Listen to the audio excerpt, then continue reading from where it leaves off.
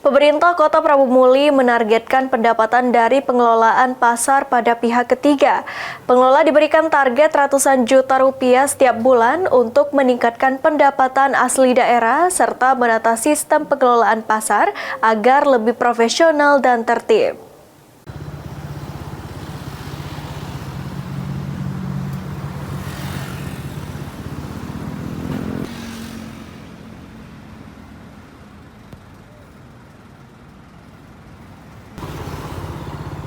Sebagai upaya meningkatkan pendapatan asli daerah serta menata sistem pengelolaan pasar agar lebih profesional dan tertib, pengelolaan pasar subuh oleh pemerintah Kota Prabu Muli dilakukan melalui pihak ketiga.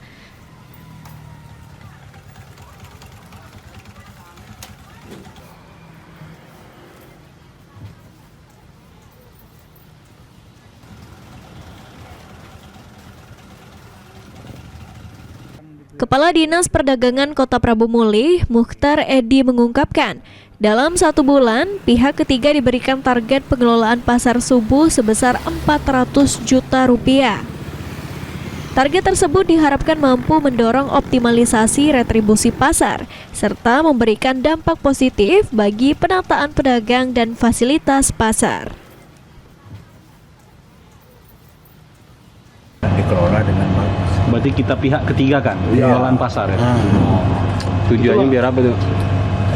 Biar administrasi bagus lah. Berarti pihak ketiga itu ditarget berapa dalam 1 tahun untuk pendapatannya? Kalau kami ditargetkan itu 1 bulan itu sekitar 400 juta. Ya. Kita targetkan Ya, ke kita target 408 kan kali 1000. kali 1000. 400.000 kan sebulan coba. Dan kalau di lapangan itu ada, kan biasanya kalau itu kan ada retribusi itu ada perwako atau perda. Ini Nah, kita sepakat perda itu. berapa itu untuk? Karena 1000. Ya 1000 ya. Berarti tidak boleh lebih dari 1000. Iya, karena kan lain-lain ada yang lain kan, ada yang bayar listrik kan, Ya. pihak ketiga yang bayar. Iya. Kan gitu. Kalau sementara kemarin kan kita yang bayar. Pasar itu yang dikelola mencakupi apa Pak? Dari parkir atau lapak? Yang di pihak ketiga kan itu. Kalau yang di pihak ketiga itu ya lapak, parkir, keamanan, ada Listrik itu juga. ya, listrik, air. Karena kalau kebersihan air.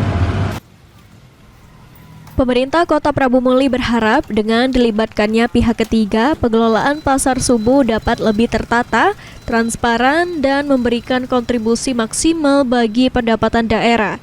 Anggi Perkasa, PAL TV.